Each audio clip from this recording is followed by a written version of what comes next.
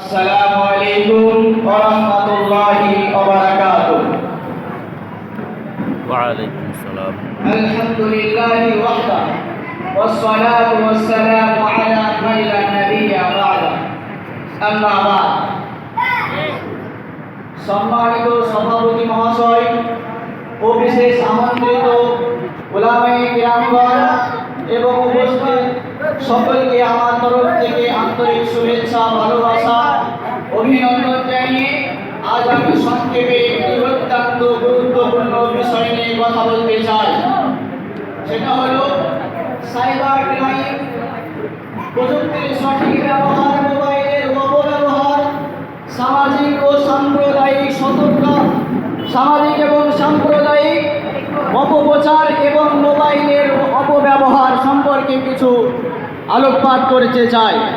সম্মানীয় উপস্থিতি, আমরা সকলেই জানি বর্তমান যুগ প্রযুক্তির যুগ। এই প্রযুক্তির যুগে মোবাইল ফোন ও ইন্টারনেট আমাদের জন্য শিক্ষা, যোগাযোগ এবং জ্ঞান অর্জনের অসাধারণ মাধ্যম। কিন্তু এই প্রযুক্তিকে যদি আমরা ভুলভাবে ব্যবহার করি তাহলে তা উপকারের পরিবর্তে অভিশাপে পরিণত হতে পারে। আজ সাইবার অপরাধ দিন দিন বৃদ্ধি পাচ্ছে। ভুয়া ফেসবুক আইডি, অনলাইন প্রতারণা, ব্যক্তিগত তথ্য চুরি, গুজব ছড়ানো, ব্ল্যাকমেল এবং ভুয়া লিঙ্কের মাধ্যমে অর্থ আত্মসাৎ, এই অপরাধ সম্পর্কে আমাদেরকে সচেতন হতে হবে। কোনো অপরিচিত ব্যক্তিকে ব্যক্তিগত তথ্য, ওটিপি, পাসওয়ার্ড কখনোই দেওয়া যাবে না। কোনো খবর বা ভিডিও যাচাই না করে শেয়ার করা উচিত নয়। আরেকটি বড় সমস্যা হলো সমাজ বিরোধী ও সাম্প্রদায়িক উস্কানিমূলক প্রচার। সামাজিক যোগাযোগ মাধ্যমে অনেক সময় দেখা যায় যে এমন বার্তা বা পোস্ট, ভিডিও ছড়ানো হয় যা মানুষের মধ্যে বিভেদ, বিদ্বেষ ও অশান্তি সৃষ্টি করে তোলে। একজন সচেতন নাগরিক এবং একজন শিক্ষার্থী হিসেবে আমাদের দায়িত্ব হলো এই সমস্ত অপরাধ থেকে আমাদের দূরে থাকতে হবে এবং প্রয়োজনে আইন শৃঙ্খলা রক্ষাকারী বাহিনীকে প্রয়োজনে সহযোগিতা করতে হবে। আমাদের মনে রাখতে হবে ধর্ম, জাতি নির্বিশেষে শান্তি, সম্প্রীতি ও পারস্পরিক সম্মান বজায় রাখা আমাদের কর্তব্য ও দায়িত্ব। প্রিয় বন্ধুরা, ছাত্র জীবনের সবচেয়ে মূল্যবান সম্পদ হলো সময়। কিন্তু আজ অনেক ছাত্রছাত্রী অপ্রয়োজনীয়ভাবে ঘন্টার পর ঘন্টা, মিনিটের পর মিনিট, সেকেন্ডের পর সেকেন্ড অপ্রয়োজনীয়ভাবে মোবাইলে গেম খেলে, শর্ট ভিডিও ও সামাজিক যোগাযোগ মাধ্যমে সময় নষ্ট করছে। এর ফলে পড়াশোনার ক্ষতি হচ্ছে, মানসিক চাপ বাড়ছে, চোখের ক্ষতি হচ্ছে, শারীরিক ক্ষতি হচ্ছে, পারস্পরিক সম্মান আমরা রাখতে পারছি না এবং সুন্দর ভবিষ্যৎ গড়াতে আমরা বাধা সৃষ্টি করছে। প্রিয় বন্ধুরা, আমরা যদি সত্যি সফল হতে চাই, সত্যি যদি আমরা সাকসেস হতে চাই, তাহলে মোবাইলকে আমাদের নিয়ন্ত্রণ করতে দেওয়া যাবে না, বরং প্রয়োজন অনুযায়ী আমরাই মোবাইলকে ব্যবহার করব। শিক্ষা, কোরআন, হাদিস অধ্যয়ন করব, সাধারণ জ্ঞান অর্জন করব, সঠিক কাজে প্রযুক্তিকে ব্যবহার করব। অবসর সময়ে বই পড়ব, খেলাধুলা করব এবং পরিবারকে সময় দেব এবং ভালো বন্ধুদের সঙ্গে ইতিবাচক পরিবেশে থাকব। পরিশেষে আমি আমার সকল সহপাঠীদের আহ্বান জানাই, আসুন আমরা প্রযুক্তিকে সঠিক কাজে ব্যবহার করি, সাইবার অপরাধ সম্পর্কে সচেতন হই এবং গুজব এবং সাম্প্রদায়িক উস্কানি থেকে দূরে থাকি। মোবাইল আসক্তি পরিহার করে একজন সুশিক্ষিত হয়ে একজন আদর্শ নাগরিক হিসেবে নিজেদের গড়ে তুলি। পরিশেষে আমি এই অনুষ্ঠান আয়োজনের জন্য সভাপতি মহাশয় ও আমাদের সুরুলিয়া মাদ্রাসার প্রধান শিক্ষক হযরত মাওলানা মনোয়ার হোসেন কাসেমি মহাশয়কে আমি আমার তরফ থেকে ধন্যবাদ, শুভেচ্ছা ও সাধুবাদ জানাই। আল্লাহ তাবারক ওয়া তাআলা আমাদের সকলকে যে কথাগুলো বললাম এর প্রতি আমল করার তৌফিক দান করুন। আমিন আমিন। ওয়া আখিরু দাওয়ানা আনিল হামদুলিল্লাহি রাব্বিল আলামিন। আসসালামু আলাইকুম ওয়া রাহমাতুল্লাহি ওয়া বারাকাতুহু। Wa alaikumsalam. Assalamu alaikum wa rahmatullahi wa barakatuh. In the name of Allah, the most gracious, the most merciful. Glory be to Allah, all praise be to Allah. There is none worthy of worship beside Allah. Allah is the greatest, and I bear witness that there is none worthy of worship beside Allah. He is Allah. He has no partner. He has no father, no sister, no wife. And Muhammad sallallahu alaihi wasallam is the messenger of Allah. My dear audience, today I feel honored to speak on one of the most important topics for humanity: tree plantation. There is a beautiful saying: the best time to plant a tree was years ago. The second best time is today. This reminds us that every tree we plant today is a gift to future generations. My dear audience, look at me, listen to me carefully. Trees are our best friends. They provide us with oxygen, absorb carbon dioxide, reduce pollution, prevent soil erosion, bring rainfall, maintain ecological balance, and offer food, medicine, shelter, and shade to countless living beings. My dear audience, look at me. Today the world is facing serious environmental challenges such as climate change, global warming, rising temperatures, floods, droughts, and air pollution. All of the major reason is the large-scale destruction of forest. Therefore, tree plantation is not merely an environmental activity. It is our responsibility towards humanity and future generations. My dear audience, look at me, listen to me carefully. Islam also encourages us to protect nature. Prophet Muhammad sallallahu alaihi wasallam, peace be upon him, taught that if a person plants a tree and people, birds or animals benefit from it, it is counted as a continuous act of charity. This beautiful teaching inspires us to care for the environment as part of our faith and moral responsibility. Let us all make a simple but meaningful place today. One person, just one tree. And all family, at least 5 trees. Inshallah, every citizen plus this pledge, our village, towns and cities will become cleaner and healthier and more beautiful. Finally, I sincerely thank the management of Suria Darul Ulum Madrasa. My dear audience, let us work together to build a greener environment and a better future for the next generation. Thanks all to everyone. Assalamu alaikum wa rahmatullahi wa barakatuh. Assalamu alaikum wa rahmatullahi wa barakatuh. وعليكم السلام सारे जहां से अच्छा हिंदोस्ता हमारा हमारा सारे जहां से अच्छा हिंदोस्ता हमारा हम बुलबुले ही सीखी ये गुलसिता हमारा हमारा सारे जहां से अच्छा गुर्बत में हो अगर हम रहता है दिल वतन में गुर्बत में हो अगर हम रहता है दिल वतन में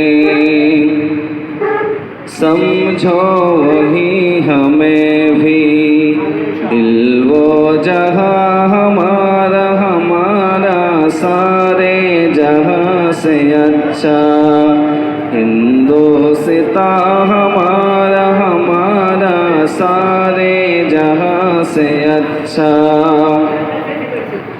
पर्वत वो सबसे ऊंचा हमसाया आसमां का पर्वत वो सबसे ऊंचा हमसाया आसमां का ओ संतरी हमारा, ओ पासुबा हमारा, हमारा सारे जहां से अच्छा, हिंदोस्ता हमारा, हमारा सारे जहां से अच्छा।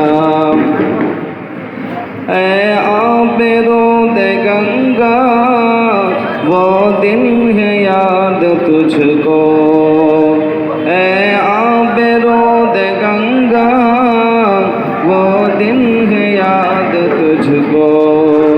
उतरा तेरे किनारे जब कारवा हमारा, हमारा सारे जहां से अच्छा, हिंदोस्ता हमारा, हमारा सारे जहां से अच्छा। गोदी में खेलती है इसकी हजारों नदियाँ, गोदी में खेलती है इसकी हजारों नदियाँ। गुलशन है जिनके दम से रिश्के जना हमारा, हमारा सारे जहां से अच्छा, हिंदोस्ता हमारा, हमारा सारे जहां से अच्छा। अस्सलामु अलैकुम वरहमतुल्लाह। अस्सलामु अलैकुम वरहमतुल्लाहि वबरकातुहू। नहमदुहु व नुसल्ली अला रसूलिहिल करीम, अम्मा बाद। फ़क़द क़ाल अल्लाहु तआला फ़ी कलामिहिल मजीद, फ़अऊज़ु बिल्लाहि मिनश शैतानिर रजीम, बिस्मिल्लाहिर रहमानिर रहीम। وإذ قال ربك للملائكة إني جاعل في الأرض خليفة، وقال النبي صلى الله عليه وسلم ما من مسلم يغرس غرسا أو يزرع زرعا فيأكل منه طائر أو إنسان أو بهيمة إلا كان له بصدقة، রাওয়াহুল বুখারী। শুরুলিয়া মাদ্রাসা দারুল উলুমের সেক্রেটারি সাহেব, সম্মানীয় সভাপতি সাহেব এবং আজকের এই সভা সঞ্চালক সাহেব, অত্র মাদ্রাসার প্রধান শিক্ষক মহাশয় এবং অত্র মাদ্রাসার মুআসসাস মুহতারাম কমিটি বৃন্দ এবং আগত মেহমানানে কেরাম, উপস্থিত ভদ্রমণ্ডলী এবং আজকের এই সভার মূল আকর্ষণ বেলডাঙ্গা থানার আইসি স্যার, তিনি অলরেডি চলে এসেছেন। সবাইকে শ্রদ্ধা সম্মান জানিয়ে আপনাদের সম্মুখে যে আমাদের মাদ্রাসার একটু আগেই যে ছাত্রটি ইংলিশে বৃক্ষরোপণ সম্পর্কে কিছু আলোচনা করেছে, তারই সার এবং সংক্ষেপ দু চারটি বাংলা আমি আপনাদের সম্মুখে তুলে ধরব। প্রিয় বন্ধুগণ, আল্লাহ তাবারক তাআলা তিনি পবিত্র কোরআনে বলেছেন যে আমি তোমাদেরকে দুনিয়াতে প্রতিনিধি হিসাবে আমি তৈরি করেছি। আল্লাহ তাআলা তিনি আমাদের প্রতিনিধি বানিয়েছেন। প্রতিনিধির কাজ হলো পৃথিবীটাকে শান্ত রাখা, পৃথিবীকে আবাদ করা, সুন্দর রাখা এবং এই পৃথিবীর পরিবেশের ভারসাম্যকে রক্ষা করা। পৃথিবীর পরিবেশের ভারসাম্য সুন্দরভাবে তখনই থাকবে যখন আমাদের আশেপাশে বাড়ির চতুর্দিকে চারি সাইডে রাস্তাঘাটের আশপাশে সব জায়গায় বিভিন্ন প্রকার বৃক্ষ সারি সারিভাবে দাঁড়িয়ে থাকবে। সম্মানিত সুধী, যে বৃক্ষের ব্যাপারে রাসূল সাল্লাল্লাহু আলাইহি ওয়াসাল্লাম তিনি বারবার তার উম্মতদেরকে, জগৎবাসীকে তিনি তাকিদ করেছেন যে বৃক্ষরোপণের জন্য, এবং স্বয়ং আল্লাহ তাবারক তাআলা ওই ব্যক্তি যে বৃক্ষকে আপনার অযথা কেটে ফেলে, যে বৃক্ষকে আপনার বিনা প্রয়োজনে উপড়িয়ে ফেলে দেয় বা মানুষের ফসলাদি গাছপালা বৃক্ষকে কেটে ফেলে দেয়, তাকে সন্ত্রাস হিসাবে চিহ্নিত করেছে। পবিত্র কোরআনের সূরা আল বাকারার 205 নম্বর আয়াতে আল্লাহ তাবারক তাআলা তিনি বলেছেন, ওয়াইদা তাওয়াল্লা সাআ ফিল আরদ লিইফসিদা ফিহা আল হারস ওয়ান নাস ওয়াইদা তাওয়াল্লা সাআ ফিল আরদ লিইফসিদা ফিহা ওয়া ইউহলিকাল হারসা ওয়ান নাস আল্লাহু লা ইউহিব্বুল ফাসাদ।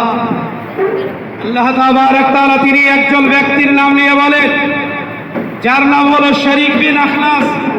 বলে এই কুখ্যাত সন্ত্রাস নবী মুহাম্মদ আপনার কাছে যখন আসে, প্রাঞ্জল ভাষা দিয়ে আপনার কাছে কথা বলে, মিষ্টি মিষ্টি মুখরোচক কথা দিয়ে আপনাকে, আপনার মনটা কেড়ে নেয়, অথচ যখন আপনার কাছ থেকে চলে যায় তখন মানুষের ফসলাদি নষ্ট করে, মানুষের বৃক্ষকে কেটে ফেলে দেয়। সুতরাং এগুলো বড় সন্ত্রাস। এ দুনিয়াতে দাঙ্গা ফাসাদ ঘটাতে চায়, এ বংশকে ধ্বংস করতে চায়। সুতরাং এর সঙ্গে আপনার সম্পর্ক রাখা যাবে না। আয়াতের মধ্যে আল্লাহ তাবারক তাআলা তিনি ওই বৃক্ষ, যে ব্যক্তি বৃক্ষকে কেটে ফেলে তাকে সন্ত্রাস হিসেবে চিহ্নিত করেছে। দোস্ত বুজুর্গ, অপরদিকে বিশ্বনবী সাল্লাল্লাহু আলাইহি ওয়াসাল্লাম তিনি আপনার বৃক্ষরোপণকারীদের জন্য সুসংবাদ দান করে বলেছেন, মা মিন মুসলিমিন ইয়াগরিসু গরসান আও ইয়াজরাউ যারআন। কোন ফরমাবরদার বান্দা, কোন ইমানদার বান্দা, সৎ ব্যক্তি যদি কোনো একটা গাছের চারা লাগিয়ে দেয়, রাস্তার পাশে একটা গাছ লাগিয়ে দিল, কিংবা কোন একটা শস্য লাগিয়ে দিল, আর তাতে তার মধ্যে ফসল ধরলো, ফায়াকুলু মিনহু তায়রুন আও ইনসানুন, ওই গাছের ফল কিংবা ফসল যদি কোনো পাখিতে খায়, কোনো মানুষে খায়, আও বাহিমাতুন, কিংবা চতুষ্পদ প্রাণীতে যদি খায়, ইল্লা কানা লাহু বি সাদাকা। রাসূল সাল্লাল্লাহু আলাইহি সাল্লাম তিনি বলছেন, ওই ব্যক্তির জন্য যে গাছ লাগিয়েছে, শস্য লাগিয়েছে, তো পরকালে তার জন্য এটা একটা সদকার কারণ হয়ে দাঁড়াবে। সেই ব্যক্তি মৃত্যুবরণ করবে, অথচ আপনার কবরে শুয়ে সে নেকি পেতে থাকবে। বলো সুবহানাল্লাহ। প্রিয় সুধী, একটা গাছ লাগিয়ে চলে গেছে, পশু পাখি সেই ফল আহার করছে, মানুষ আহার করছে, চতুষ্পদ প্রাণী সেই ফল ভোগ করছে, কিংবা তার ছায়াকে গ্রহণ করছে। আল্লাহ তাবারক তাআলা তার বিনিময়ে তাকে কবরের সওয়াব দিতে থাকে। আর এর সবাই এমন সওয়াব যেটাকে বলা হয় সদকায়ে জারিয়া। সদকায়ে জারিয়ার যে আপনার তথ্য আছে, 3টি আপনার সদকায়ে জারিয়া, মানুষ মারা গেলে সমস্ত আমলের দরজা বন্ধ হয়ে যায়, সে আর কোনো নেকির কাজ করতে পারে না। তার মধ্যে 3টি আপনার চালু থাকে, মারা গেলে কবরে সেই নেকি পেতে থাকে।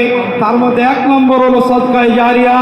মুহাদ্দিসিন বলে এই সদকায়ে জারিয়ার ভিতরে সর্বপ্রথম যেটা আপনার উল্লেখ করেছে সেটা হলো কোনো ছায়াদার কিংবা ফলদার কোনো গাছ লাগিয়ে যাওয়া, যে গাছের ফল এবং যে ছায়া মানুষ ভোগ করে, পশু পাখি ভোগ করে এবং তার উপকৃত হয়, ওই ব্যক্তি কবরে শুয়ে সে নেকি পেতে থাকে। বলে সুবহানাল্লাহ।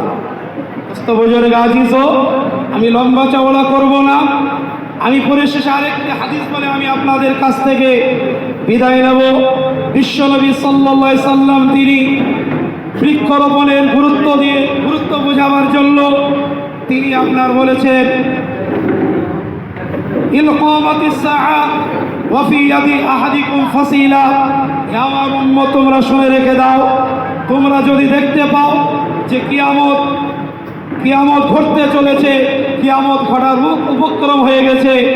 আর যদি তোমাদের হাতে যদি একটা চারা থাকে গাছে, আর ইনিস্তাতা আল্লাহ ইয়াকুম আস-সাআহ হাত্তা ইয়াগরিসা, যদি তুমি বুঝতে পারো, যদি শক্তি থাকে কিয়ামত ঘটে যাওয়ার আগে আমি এই গাছটা লাগিয়ে দিতে পারবো, এই সামর্থ্য যদি তোমার থাকে, ক্ষমতা যদি থাকে, কিয়ামত সংঘটিত হওয়ার আগে আগে যদি গাছটা লাগিয়ে দিতে পারো, ওইদিকে কিয়ামত চলে এসেছে, তোমার কাছে কিয়ামত আসার আগে আগে গাছটা তুমি লাগিয়ে দাও, গাছটাকে তুমি রেখে দিও না, এতে তোমার লাভ হবে, তোমার উপকার হবে। বলো সুবহানাল্লাহ। প্রিয় বন্ধু, সুতরাং আজকে এই যে বৃক্ষরোপণ, এই বৃক্ষরোপণের গুরুত্ব অপরিসীম, এর অস্বীকার করার কোনো জায়গা নাই। ফলে আজকে যে দেশে আমাদের গরমের হার বেড়েছে, তারপরে আপনার বৃষ্টি, অতিবৃষ্টি, অনাবৃষ্টি কেন? এর কারণ হলো জঙ্গলকে সাফ করে দেওয়া আর আপনার নির্মূলভাবে গাছগুলোকে নির্মূল করে দেওয়া, অযথা বিনা কারণে গাছ শেষ করে দেওয়া। সুতরাং সুন্দর পরিবেশ এই ভারতবর্ষে তৈরি করতে গেলে আমাদেরকে বৃক্ষরোপণে আমাদেরকে জোর দিতে হবে। তাই আমরা প্রতি মাসে হোক কিংবা বছর হোক, বিশেষ করে এই বর্ষার সিজনে গাছ লাগিয়ে দেয়, গাছ তৈরি হয়ে যায়।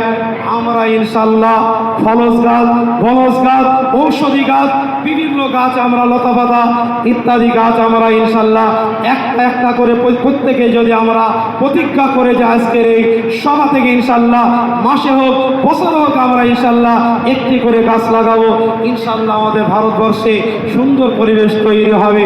ইনশাল্লাহ আমার ভারতে বিভিন্ন রাজ্যে ভালো আপনার পরিবেশ আছে, যেমন কেরালা আপনার সারি সারি নারকেল গাছ আছে, সুন্দর আবহাওয়া, না ঠান্ডা না গরম, অস্তবজোর গাছ, তো আমাদের এখানে সেই পরিবেশ তৈরি হবে ইনশাল্লাহ। তাই এই আবেদন, এই আপনার এই ভরসা রেখে আমরা আমার সংক্ষিপ্ত বক্তব্য এখানে শেষ করলাম। আমরা ইনশাল্লাহ বৃক্ষরোপণে আমরা সবাই জোর দেবো।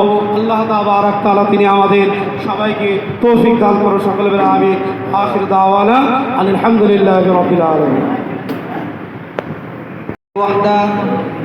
والصلاة والسلام على من لا نبي بعد أما بعد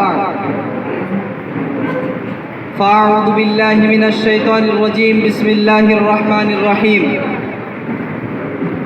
يسألونك عن الخمر والميسر قل فيهما اسم كبير ونفعهما للناس وإثمهما أكبر من نفعهما صدق الله العظيم وعن عثمان بن عفان رضي الله تعالى عنه قال النبي صلى الله عليه وسلم اجتنبوا الخمر فإنها أم الخبائث أو كما قال النبي صلى الله عليه وسلم। সম্মানীয় সভাপতি মহাশয়, উপস্থিত শ্রদ্ধেয় অতিথিবৃন্দ ও সম্মানীয় শিক্ষক মণ্ডলী, অভিভাবকগণ এবং আমার সম্মুখীন ছাত্র ভাই সকল, আজ আমি আপনাদের সম্মুখে এমন একটি বিষয় নিয়ে সংক্ষিপ্ত আলোচনা করতে চলেছি, যা একটি সমাজ এবং একটি পরিবার এবং একটি দেশের ভবিষ্যতের সঙ্গে গভীরভাবে জড়িত, আর সেটি হলো নেশামুক্ত সমাজ গঠন। আল্লাহ তাবারক তাআলা কোরআনুল কারীমের মধ্যে বলেন, যেটি আমি ইতিপূর্বে পরিবেশন করেছি, যার অর্থ হলো আল্লাহ বলেন, হে নবী, সাহাবারা আপনাকে মদ ও জুয়া সম্পর্কে জিজ্ঞাসা করেন, আপনি তাদেরকে বলুন এ দুটিতে রয়েছে মহাপাপ এবং মানুষের জন্য কিছু উপকার আছে, তবে তার পাপ ও ক্ষতি তার উপকারিতার চেয়েও বড় ও ভয়াবহ। কারণ নেশা কখনো মানুষের বন্ধু হয় না। নেশা মানুষের জীবন, স্বাস্থ্য, পরিবার, অর্থনীতি এবং চরিত্র সবকিছু ধ্বংস করে দেয়। একজন নেশাগ্রস্ত ব্যক্তি শুধু নিজেই ক্ষতিগ্রস্ত হন না, বরং তার পরিবার, সন্তান ও সমাজও ক্ষতির সম্মুখীন হয়। যেমন পারিবারিক অশান্তি, দুর্ঘটনা ও সহিংসতার পেছনে নেশার ভূমিকা অনেকটাই বেশি। তাই প্রফেট মুহাম্মদ সাল্লাল্লাহু আলাইহি ওয়াসাল্লাম বলেন, ইজতানিবুল খামরা ফাইন্নাহা উম্মুল খাবাইস, তোমরা মদ্যপান হইতে বিরত থাকো, কারণ মদ্যপান সমস্ত গুনাহের মূল। সম্মানীয় উপস্থিতি, সুতরাং এই সমস্ত শিক্ষাগুলি আমাদেরকে স্পষ্টভাবে জানিয়ে দেয় যে ইসলাম মানুষের জীবন, স্বাস্থ্য ও সমাজকে রক্ষা করার জন্য নেশাকে কঠোরভাবে নিষিদ্ধ করেছেন। তাই আজ আমি আপনাদের সম্মুখে নেশামুক্ত সমাজ গঠনের কিছু উপায় তুলে ধরব। সর্বপ্রথম মনে রাখতে হবে, নেশাকে সমাজ থেকে দূর করার জন্য আমাদেরকে বহুমুখী পদক্ষেপ গ্রহণ করতে হবে। সর্বপ্রথম অভিভাবকদের প্রতি আমার বিশেষ আবেদন থাকবে, আর সেটি হলো পারিবারিক সচেতনতা। বাবা মায়েদের সন্তানদের প্রতি বন্ধুসুলভ আচরণ করতে হবে। সন্তান কোথায় যাচ্ছে, কার সাথে মিশছে, বাইরে সে কি খাবার খাচ্ছে এবং রাত্রিবেলা তাড়াতাড়ি বাড়ি ফিরছে কিনা সেদিকে বিশেষ দৃষ্টি ও নজর রাখতে হবে। দ্বিতীয় নম্বর, কর্মসংস্থানের সঙ্গে যুক্ত করা ও বেকারত্ব দূর করা।